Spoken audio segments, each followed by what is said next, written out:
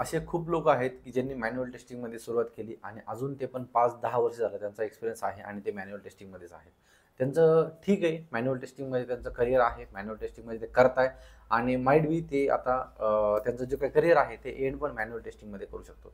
But जे काही recently जे काही फ्रेशर्स आहेत किंवा जे 3-4-5 इयर्सचा ज्यांचा एक्सपिरियन्स आहे आणि ॲज अ ते टेस्टिंगमध्ये बघताय, त्यांच्यासाठी ही एक अलर्ट आहे किंवा आता AI ऑटोमेशन वगैरे सगळं आलंय आणि जर तुम्ही ऑटोमेशनमध्ये मूव्ह नाही होते, तुम्ही मॅन्युअल टेस्टिंग कंटिन्यू केलं तर ना तुमचं पॅकेज जास्त वाढेल. दुसरं काय की तुम्हाला ॲझ्युम करतील की यार हा मॅन्युअल टेस्टिंग व्यतिरिक्त काहीच करू शकत नाही. आणि तिसरी गोष्ट म्हणजे काय की तुम्हाला नवीन नवीन लर्निंगची ऑपॉर्च्युनिटी पण तुम्हाला भेटणार नाही आणि तुमचं जे काही पर्सनल आणि प्रोफेशनल जी ग्रोथ आहे ती पण होणार नाही. जर तुम्ही मॅन्युअल टेस्टिंग करत असाल तर हीच तुम्हाला हा टाईम आहे की तुम्हाला थोडंफार अपडेट व्हायचं आहे ऑटोमेशनमध्ये किंवा काय. आतापर्यंत आपण जावाचं सगळं सेटअप बघितलं, आता आपण JDKचं बघितलं, इक्लिप्सचं पण बघितलं आणि ज्यांना ज्यांना एक कोडिंग येत नव्हती, एक छोटे छोटे प्रोग्राम्स आपण बघितले. तर आज आपण बघणार आहोत की सेलेनियमचं सेटअप कसं करायचं आणि सेलेनियम थ्रू टेस्टिंग कशी करायची. जर तुम्ही एकदमच ब्लँक असाल, तुम्हाला काहीच माहीत नाही, तर हा व्हिडिओ तुम्हाला नक्कीच तुम्हाला एक असं प्लॅटफॉर्म सेट करेल की हां, मी ऑटोमेशन करू शकतो. ओके, सो लास्टपर्यंत बघा, हा व्हिडिओ खूप इम्पॉर्टंट आहे. सो मी देव दुबाले तुमचं स्वागत करतो IT वाला देव ह्या यूट्यूब चॅनलवरती. So let start. First of all आपल्याला काय लागणार आहे, JDK जे आपण ऑलरेडी आपण कव्हर केलं आहे. त्यानंतर इक्लिप्समध्ये प्रोजेक्ट कसा क्रिएट करायचा किंवा काय ते पण आपण ऑलरेडी आपण व्हिडिओ बनवला आहे. जर बघितला नसेल तर तो पण बघून घ्या. आणि आता थर्ड आहे की आपल्याला सेलेनियम म्हणजे जे काही ब्राउझर लॉन्च करायचं आहे, टेस्टिंग करायचं आहे बाय युजिंग सेलेनियम ऑटोमेशन. तर आपण कसं करायचं. So let start. हे प्रोजेक्ट आहे, मी इक्लिप्समध्ये एक प्रोजेक्ट क्रिएट केला आहे आणि एक सिम्पलमध्ये काय केलं आहे तुम्हाला माहित असेल की प्रोजेक्ट कसा क्रिएट करायचा. फाईल न्यू आणि जावा प्रोजेक्ट, तुम्ही इथे नेम काही पण देऊ शकता. मी जसं सेलेनियम डेमो केला आहे तर तुम्ही आणि फिनिश करू शकता. ओके, सो प्रोजेक्ट क्रिएट केल्यानंतर मी काय केलं की प्रोजेक्टवरती राईट क्लिक करून इथे न्यू आणि एक फोल्डर क्रिएट करायचे. का फोल्डर क्रिएट करायचे का तुम्हाला की जिथे तुम्हाला एक सेलेनियम जार आहे, सेलेनियम HQ. ओके, इथून तुम्हाला डाउनलोड करायचे आहे सेलेनियम जार.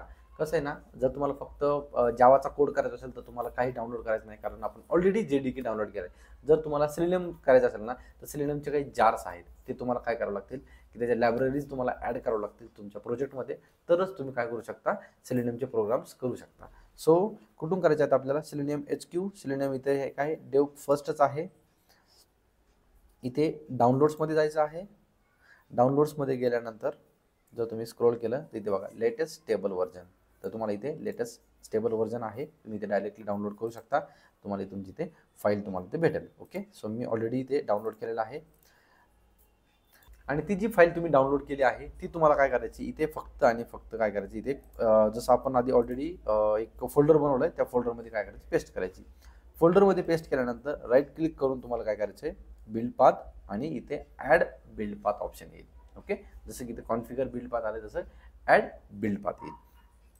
हे सगळं आल्यानंतर आपण काय करूया, तिथे आता काय करू, आपण इथे आपण रेडी आहोत की इथे आपण प्रोग्राम करू शकतो.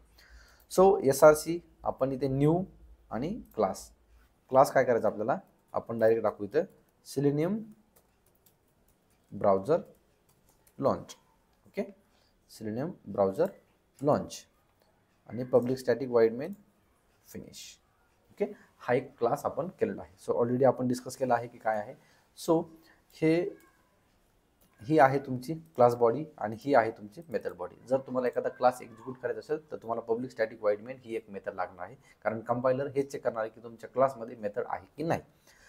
नेक्स्ट काय आहे इथे की आपल्याला आता काय करायचे की ब्राउझर लॉन्च करायचे. ब्राउझर लॉन्च करण्यासाठी आपल्याला लागणार आहे वेब ड्रायव्हर.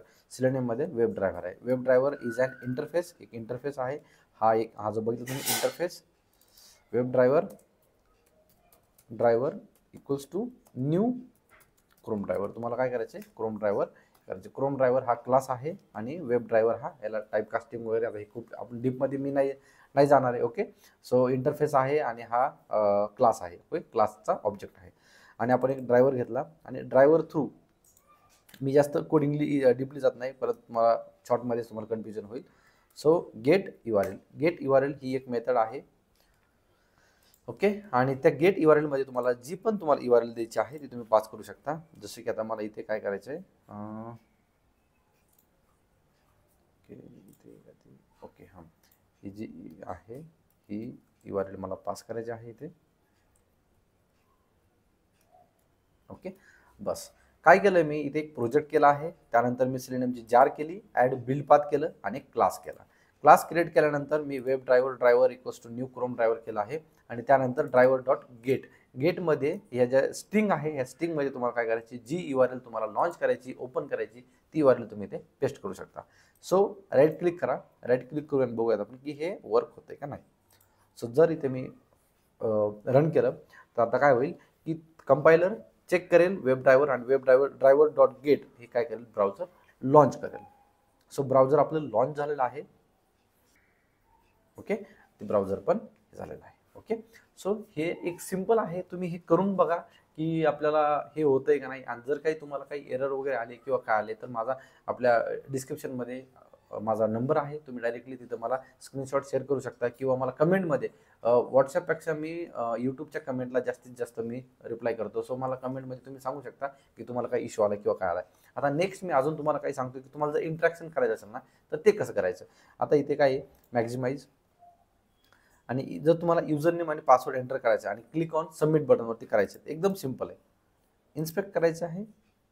इन्स्पेक्ट केल्यानंतर ज्या पण तुम्हाला ह्याचा घ्यायचा आहे त्याचा एक्स पाथ म्हणजे इंट्रॅक्शन जर करायचं असेल तर तुम्हाला लोकेटर्स आहेत. There are 8 types of locators in selenium की त्यात ID, name, session selector, tag name. Okay, त्यानंतर इथं आपल्याला काय करायचं आहे की युजर नेम मध्ये आपल्याला जर करायचं असेल ना तर आपण डायरेक्टली हे बघा, युजर नेम इथे काय इनपुट ID काय इथे युजर नेम, तुम्ही डायरेक्टली इथे येऊन हे पण करू शकता.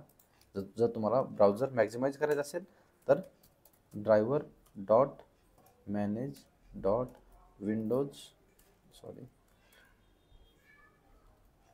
Windows dot maximise. ओके, म्हणजे ब्राउझर मॅक्झिमाइज होईल. त्यानंतर driver dot find element by dot ID आणि जो ID आहे तो ID तुम्ही इथे शेअर करू शकता. डॉट सेंड कीजमध्ये तुम्हाला जो पण युजर नेम सेंड करायचा आहे तो युजर नेम तुम्ही इथं सेंड करू शकता. ओके, सेम हे करू शकता तुम्ही पासवर्डसाठी. सो पासवर्डचं काय आहे ते पण आपण चेक करूयात. इथे काय आहे, ID पासवर्ड.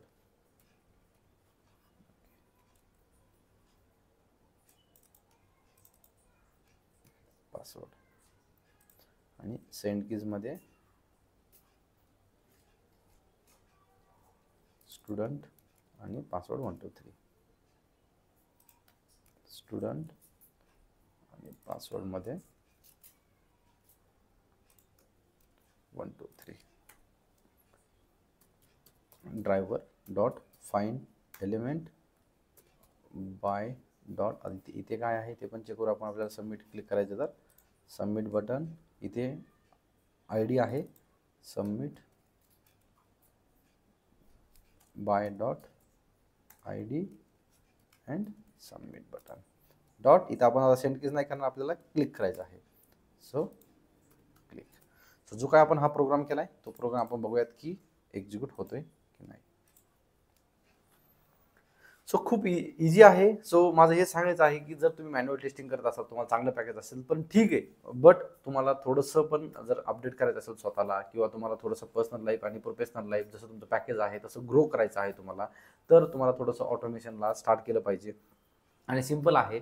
आणि तुम्हाला जावा इन्स्टॉलेशनपासून पण सांगितलं मी, जावा इक्लिप्स कसं यूज करायचं आणि आता मी सांगतो की तुम्हाला सेलेनियममध्ये प्रोग्राम कसे करायचे. सो आपण ब्राउझर लॉन्च केला आहे, ब्राउझर लॉन्च झाला आहे, URL पण हिट झाली आहे. आता मॅक्झिमाइज व्हायला पाहिजे आणि मॅक्झिमाइज झाल्यानंतर आपले युजर नेम आणि पासवर्ड एंटर होऊन आणि सो लेट्स सी काय कसं वर्क होते, काय एरर काय येतोय. तर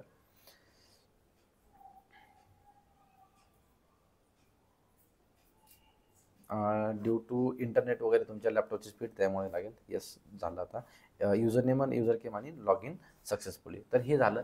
तर हे बाय युजिंग ऑटोमेशन सेलेनियमनी आपण डायरेक्टली लॉग इन पण करू शकतो आणि ह्याच्या पॉझिटिव्ह निगेटिव्ह हे पण आपण व्हेरीफाय करू शकतो की आपल्याला हे लॉग इन झालं आहे की नाही आहे, ह्याला गेट करून वगैरे ह्याच्या मेथड्स वगैरे आहेत भरपूर. जर तुम्हाला इन डिटेल ऑटोमेशनचा कोर्स जर करायचा असेल तर डिस्क्रिप्शनमध्ये लिंक आहे, माझ्यासोबत कॉन्टॅक्ट करा. आपण इन डिटेलमध्ये तुम्हाला मी ऑटोमेशनचं मी तुम्हाला गाईड करेल. ओके. सो असं आहे आणि स्टार्ट करा.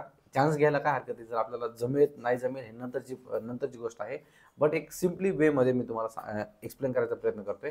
सो लर्न करा आणि मला सांगा, प्रोग्राम करा, एक दोन दुसरी URL घ्या आणि URL बरोबर बघा फक्त लॉग इन तरी होतंय का, आणि एकदा लॉग इन जर झाला ना तुमचा कॉन्फिडन्स बघा तुम्हाला किती येतो. ओके.